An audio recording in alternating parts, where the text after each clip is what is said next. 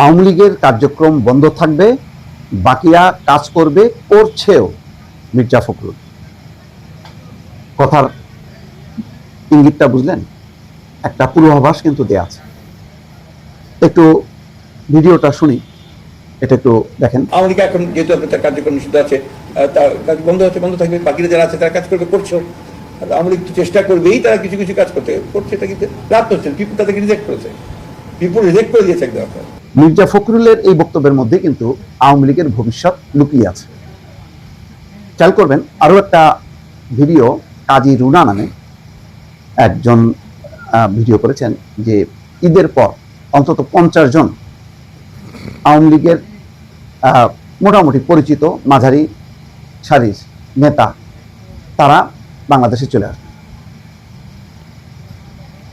যখন আপনাদের সামনে এই কথা বলছি তখন কিন্তু আরেকটা ঘটনা ঘটেছে। জয়শঙ্করের সঙ্গে দেখা করেছেন ভারতে নিযুক্ত বাংলাদেশের হাইকমিশন।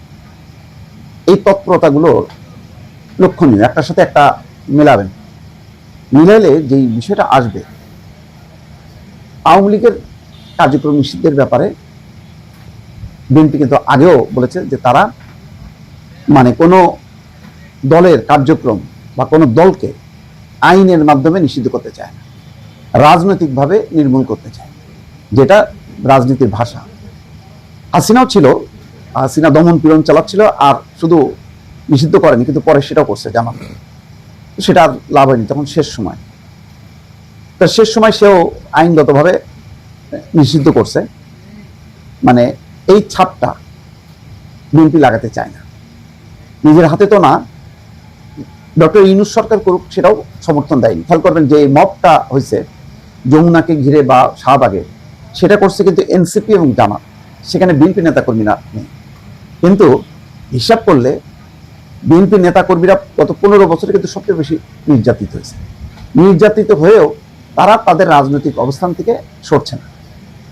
এটাই হচ্ছে একটা রাজনৈতিক দলের বৈশিষ্ট্য, যে আমি আমার নীতি থেকে বিচ্যুত হব না।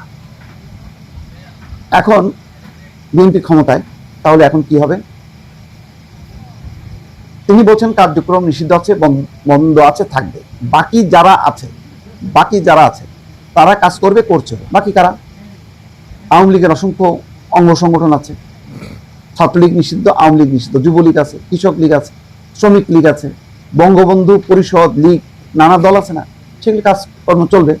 তার মানে এক ধরনের একটা পরিবেশ তৈরি করা। কারণ এখন যদি চট করে বলা হয় তাহলে বলবে যে এই যে আওয়ামী লীগের সাথে ভারতের সাথে চুক্তি করে বিএনপি ক্ষমতায় আসছে। সেই কারণে বিষয়টা একটু একটা কূটনৈতিক জবাব বা রাজনৈতিক জবাব দেওয়া হচ্ছে।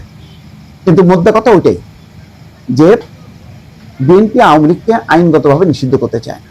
বিএনপি আওয়ামী লীগকে রাজনৈতিকভাবে লড়াই সংগ্রাম করে জনগণকে সাথে নিয়ে তাকে পরাস্ত করতে চায়।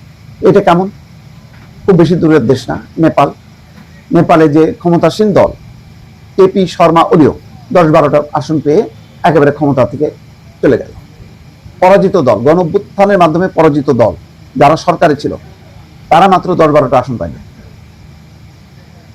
এটি হচ্ছে রাজনৈতিকভাবে নির্মূল। ক্ষমতায় যারা আসলো, যেই তরুণ নেতৃত্ব, তারা যদি সঠিক রাজনীতি করে তাহলে ওই অপরাজনীতি, অপশক্তি আর মাথা চাড়া দেবে না। যদি তারা বিচ্যুত হয় তখন তারা আবার সামনে আসে। এটাই হচ্ছে গণতন্ত্র। গণতন্ত্রে কাউকে নির্মূল করা যায় না।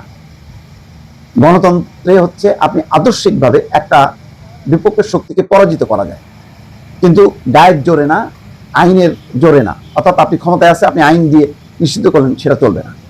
মির্জা ফখরুল ইসলাম আলমগীর বলছেন এরা হঠাৎ করে বেরিয়ে আসে, এগুলোকে খুব বেশি গুরুত্ব দেওয়া আছে বলে মনে করি না। কিন্তু তটস্থ থাকতো কিন্তু ইউনূস সরকার, কিন্তু মির্জা ফখরুল ইসলাম আলমগীর এগুলিকে গুরুত্ব দিতে চাচ্ছে না।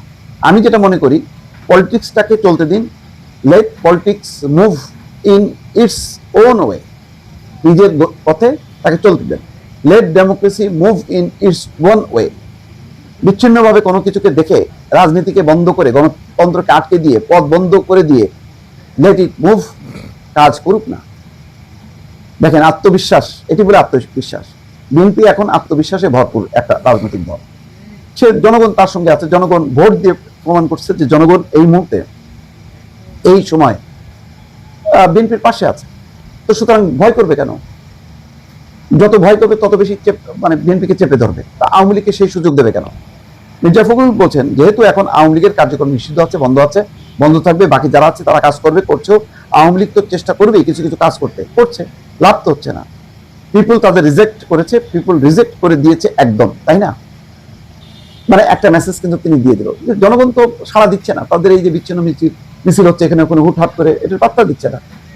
এটি হচ্ছে রাজনৈতিক সরকারের অ্যাটিটিউড। আর ইউনূস সরকার থরে কম্প, প্রত্যেকটা থানা, ঢাকার থানাগুলো কম্পমান থাকতো যে কখন কোন দিক দিয়ে কোন অলিগলি দিয়ে আওয়ামী লীগের মিছিল বের হয়। বিএনপি পাত্তা দিচ্ছে না।